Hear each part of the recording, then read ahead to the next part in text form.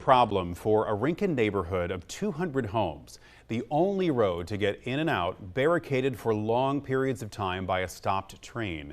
It's happened at least 3 times this year, the latest on Friday. Neighborhood residents now saying enough is enough.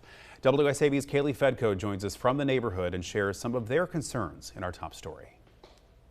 Twice in the last 2 weeks, residents of this Rincon neighborhood could not get in or out after a train stopped for hours on end in front of the neighborhood's only entrance.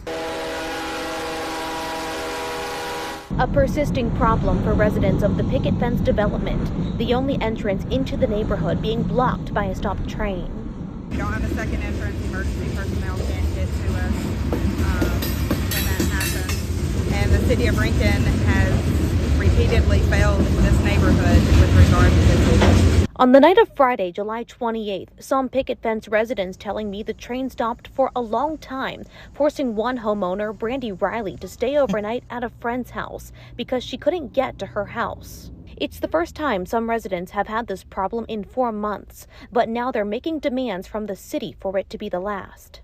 We just want access. We want secondary access so that emergency vehicles can get in, so we can get out, so our kids can get to school. The city of Rincon set aside $750,000 nearly 4 years ago to build an alternative entrance to the neighborhood, something some residents have been begging for.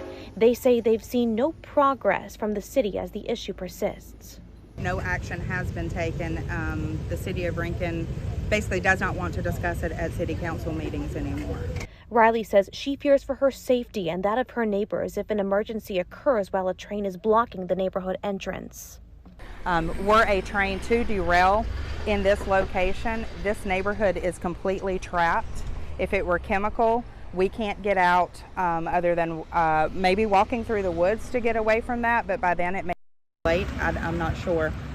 But emergency personnel cannot get to us. The only option would be to bring in helicopters to get us out of here. But the blockages aren't an issue for all Picket Fence residents, like one I spoke with who wishes to remain anonymous, saying the blockages are scarce enough where they don't bother him and that the city has been helpful.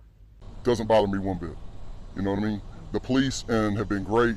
Jonathan Merle, the chief of police of Rincon, has always made sure that we have transportation to and from. We have EMS out here, we have fire, we have first responders, we have police escorts if needed. They have been on top of every time that there has been a situation.